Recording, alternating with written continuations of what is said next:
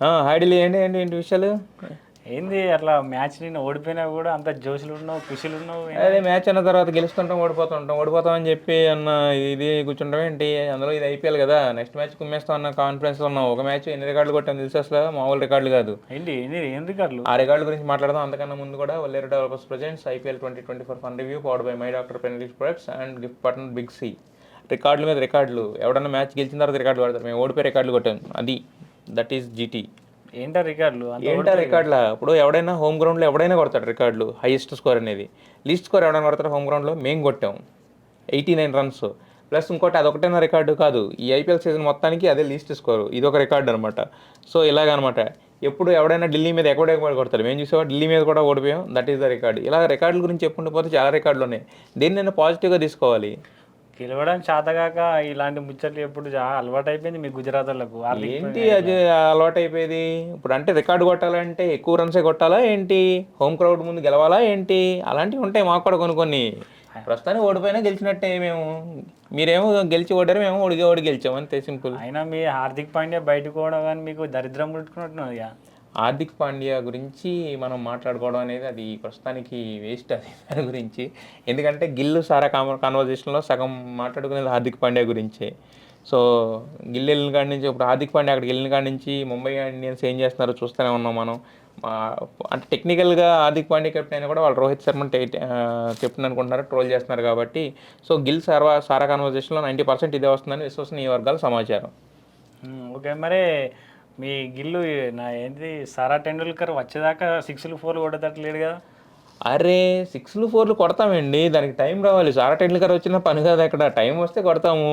నిన్న మీ బౌలింగ్ కొంచెం ఎంతకంతే DC bowling కొంచెం బెటర్గా ఉంది, కొట్టారు. అయినా ఇప్పుడు నెక్స్ట్ ఇయర్ చూద్దాం, గిల్లు ఇక్కడే ఉంటాడా లేకపోతే ముంబై ఇండియన్స్ శుభ్రంగా గిల్ని పట్టుకోవాల్సింది కదా.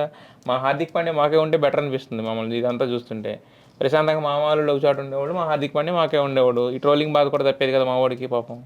అదే సలహా ఇయ్యాలి మరి, మీరే ఇవ్వాలి గుజరాత్ తీసుకుపోమ్మని. హార్దిక్ పాండ్యాని తీసుకొచ్చుకోరు సపరేట్గా.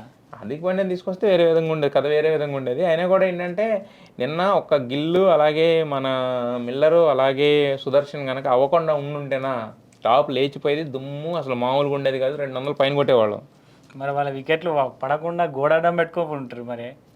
గోడ అడ్డం పెట్టుకుంటాం ఏంటి? బాగా ఆడారు. బట్ అదే చెప్తున్నాను కదా, అది మీకు కూడా ఇచ్చాను కదా ఆల్రెడీ. మీ వాళ్ళు కూడా బాగానే బౌలింగ్ వేశారు. అంటే మరి పంత చెప్పినట్టు వేసారు లేదా వాళ్ళకి దోసినట్టు వేసారు, కానీ మొత్తానికి అయితే ఓవరాల్గా అయితే వేశారు. బట్ మీ వాడు ఒక్క వికెట్ పడకుండా ఉన్నా కూడా బాగుండేది బాగా మ్యాచ్. Fraser wicket. మీ టీంలో 3 తోపులు ఉన్నారు, వాళ్ళు అవుట్ కాకపోతే మేము గెలిచేటోళ్ళం అన్నావు. కానీ మా టీంలో ఫ్రేజర్ అవుట్ కాకపోతే ఏమయ్యేది తెలుసా? ఏమయ్యేది? 8 ఓవర్లో అయ్యే మ్యాచ్ 4 ఓవర్లోనే అయిపోయేది. అదే కదా జరిగేది. సో నిన్న మేము ఫిక్స్ అయ్యాం, అబ్బాయి ఏమైనా కూడా ఢిల్లీని గెలిపించాలి. మనకి ఎంత కదన్నా రోహిత్ అంటే పంత మళ్ళీ అంటే ఒక భారీ ఇంజురీ తర్వాత వచ్చాడు కాబట్టి ఖచ్చితంగా గెలిపించాలి, పంతన డిసప్పాయింట్ చేయకూడదని చెప్పి మేము పోరాట ప్రతిభ పక్కన పెట్టి మిమ్మల్ని గెలిపించాం అనమాట. అది ఓవరాల్గా జరిగింది అయితే ఇది నిన్న మ్యాచ్లో. అట్లే మావన్కి మొత్తం మ్యాన్ ఆఫ్ ది మ్యాచ్ వచ్చింది. అవునండి, మొత్తం అవార్డులు అన్ని తీసుకెళ్ళి మీ ఎవరి చేతికి ఇచ్చారండి? పంత చేతికి. మావన్ అట్లుంటది మనతోని, పంతతోని. ఏంటిది ఫారెన్ ప్లేయర్లు మార్షును డేవిడ్ వార్నర్ పక్కన జరిపి సింగిల్ హ్యాండ్ తోని కీపింగ్ చేసుకున్నాడు, ఇటు క్యాప్టెన్సీ చేసుకున్నాడు. 16 రన్లు కొట్టి అద్భుతమైన ఫినిషింగ్ ఇచ్చిండు. అందుకే ఇక ఎవరికి ఇవ్వాలని అవసరం లేదు. మొత్తం అవార్డులన్నీ చేతులు, మళ్ళీ అవార్డులను పట్టుకునే చేతులు పెడతాం లేనిపోను కాదు. ఒకసారి చూసుకోండి. అవును, వార్నర్ ఆడడం అనేసి శుభ్రంగా రాజమౌళి దగ్గర యాడ్ చేసుకుంటాడంటే యాడ్ చేసుకుని ఇక్కడ సెటిల్ అయిపోవడానికి వచ్చాడా ఇండియాలో, లేదంటే క్రికెట్ ఆడడానికి వచ్చాడా? నాకేం అర్థం కావట్లేదు. ఇక మొన్న కెప్టెన్సీ తీసి పారేసినాం కదా, ఇక చేసేది కింద డబ్బులు సంపాదించుకుందామని అట్లా యాడ్లు చేస్తున్నాడు. నిన్న మనోడు ఫ్రేజర్ ఆడుతుంటే చప్పట్లు కొడతాడేంటి కనీసం? అంటే యంగ్ ప్లేయర్లు ఎంజాయ్ చేస్తున్నా లేకపోతే పర్లేదు నేను లేకపోయినా ఆడి గెలిపించేవాడు ఒకటి ఉండడానికి ఫీలింగ్ అది నాకు అర్థం కాలే. ఇక నా ప్లేస్లో నేను ఆడుంటే 6 కొట్టని అని ఏదో కవరేజ్ చేసుకుంటాను అంతే. మొత్తానికి అయితే నిన్న మాత్రం మీ వాళ్ళని ఒక రకంగా మెచ్చుకుని తీరాలి. వాళ్ళు 89 ఫర్ ఇది. నెక్స్ట్ మ్యాచ్లో అయితే గెలిచేస్తారు, దాంట్లో అలాంటి జరగలేదు ఆల్రెడీ. ఎందుకంటే నిన్న మై డాక్టర్ పెన్లిష్ ప్రొడక్ట్స్ పంపించాం వాళ్ళందరికీ కూడా.